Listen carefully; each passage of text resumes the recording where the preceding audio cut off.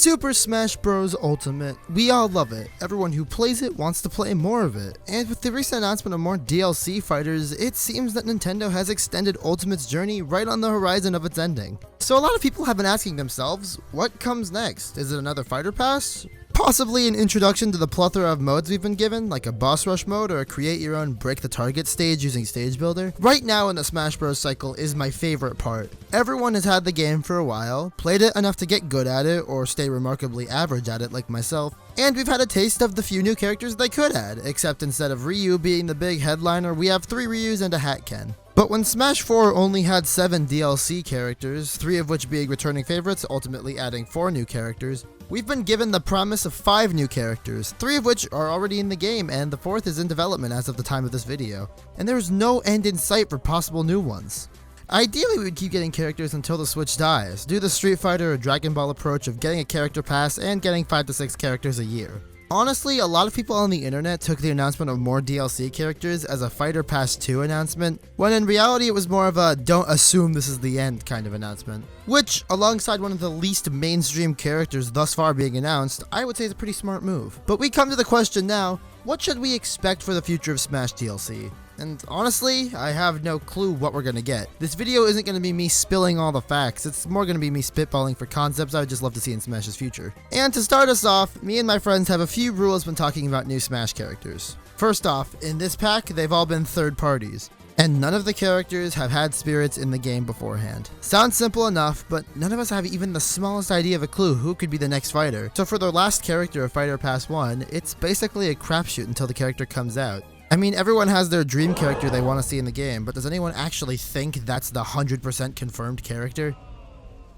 But what about after Fighter Pass 1? I'm of the mindset that Nintendo is limiting themselves just a little bit too hard on the front of only having third-party characters. There are a decent amount, if not a lot, of potential for fighters left behind because Nintendo had already made them into a spirit. So my grand pitch for here is, what if Fighter Pack 2 was labeled and marketed as the Spirit Upgrades Pack? With this pack, potentially any spirit you found in the game could be in the running to become a fully designed character. Every commercial will be like, who's coming next? And the trailers could try and use the ending of World of Light to their advantage, like showing the spirit return to its homeworld or something. This would be a good opportunity to A, cross-promote another series that's getting a game to come out soon. Say they upgrade Karate Joe right around the time as a Rhythm Heaven game, Shantae around 7 Sirens, Tingle in a recently revealed Breath of the Wild 2 design.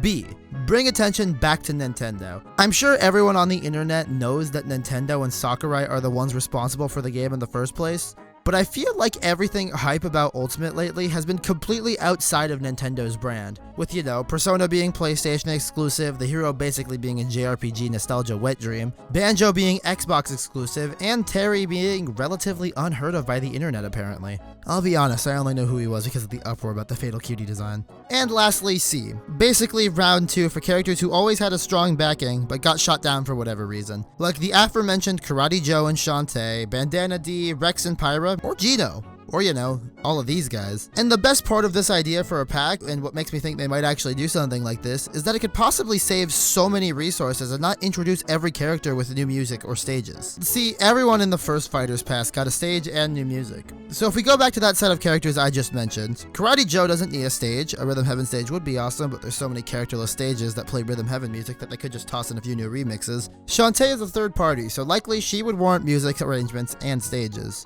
Bandana D could be released with no music or stage and it wouldn't feel like he doesn't fit. Rex and Pyra already have Xenoblade 2 music in the game, so they could just add a new stage for one of the many awesome set pieces this game has. And Gino would likely get the works like Shantae.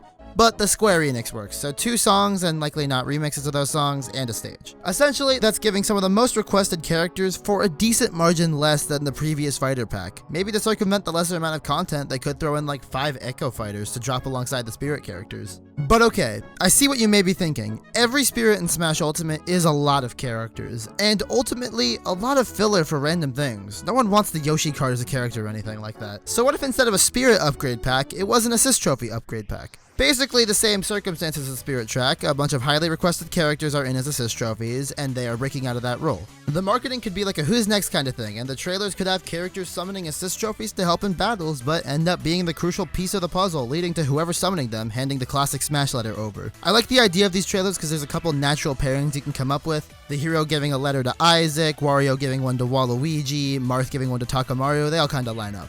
And you might be thinking that the assist trophies is way too small a number of characters to choose 5 out of. But the thing is, some of the most wanted and most groundbreaking characters are assist trophies.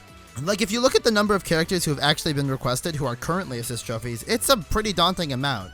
And much like the Spirits, we could work with limited new additions here. Say Ashley, Girahim, or even Waluigi got in under this umbrella of characters. They wouldn't need a new stage to represent them, while Waluigi Pinball would be cool. And they definitely don't need any music to go with them. Using the aforementioned Echo Fighter idea as a way to justify the cost, characters like Shovel Knight, Isaac, or Bomberman could definitely bring a big game with already huge characters to an even bigger, more bombastic roster. But why stop there? While 2 years of semi-constant character releases is a tall order on its own, I really think they're going to do 3 years of content updates. For 3 main reasons. For one, back in early 2018, when Smash Ultimate would have been being developed and likely starting to piece together DLC plans, Nintendo's president at the time said they wanted to focus on games as a service as a platform. To many, this is a bad thing, but for a fighting game, especially one like Smash that does not release yearly but only once per generation, it really increases the longevity of the game. Secondly, Sakurai said he really wants to pull all the stops on this one because he doesn't know if he'll ever be able to make another one like this. So why not continue and make it be the biggest game it could possibly be? And lastly, Nintendo isn't stupid. They know this shit will sell like hotcakes. Biggest game crossover ever getting an even bigger crossover? Hell, I want to see how much money they made on Sans alone. If they can make 70 plus characters in one game in 2 to 3 years for $60, it seems bizarre to me that they wouldn't continue this cycle and continue making 5 characters a year for $25. Hell, I would pay more, and since Smash is one of the biggest esport games out there right now, I'm willing to bet a ton of other people would keep paying more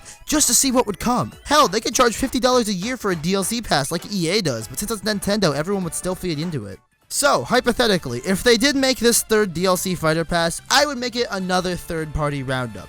Get anyone left who's available. But alongside that, include another 5 Echo Fighters, from base game most likely, but anyone who's in the same DLC package as the 3rd one. Like if Shovel Knight was in the prior pass, they couldn't have Black Knight in this pass because then someone could buy it and essentially have access to the same character. From what we know about Echo Fighters, they take a lot less development time, so including a bunch of them in the final wave of DLC, while still likely warranting a ton of dev time, would pad out the roster and make the final year of this game make it feel like it was getting tons of updates left and right. It would be the ultimate farewell to Smash as we know it.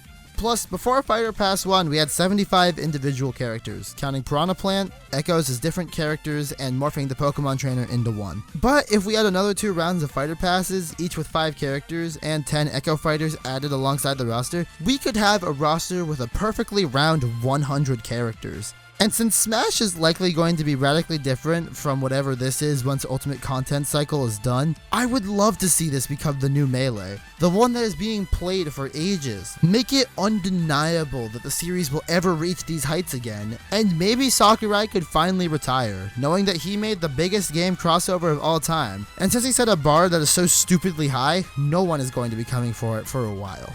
But that's just my thoughts. Since Smash DLC is all speculation right now, I thought I would just share my ideal situation. What about you? Do you have an ideal situation for what Smash DLC is gonna look like? Is it anywhere close to mine? I seriously love talking about Smash Bros stuff if you couldn't tell, so please talk to me in the comments. As always, my name is RVRocks, and thank you so much for watching. See ya!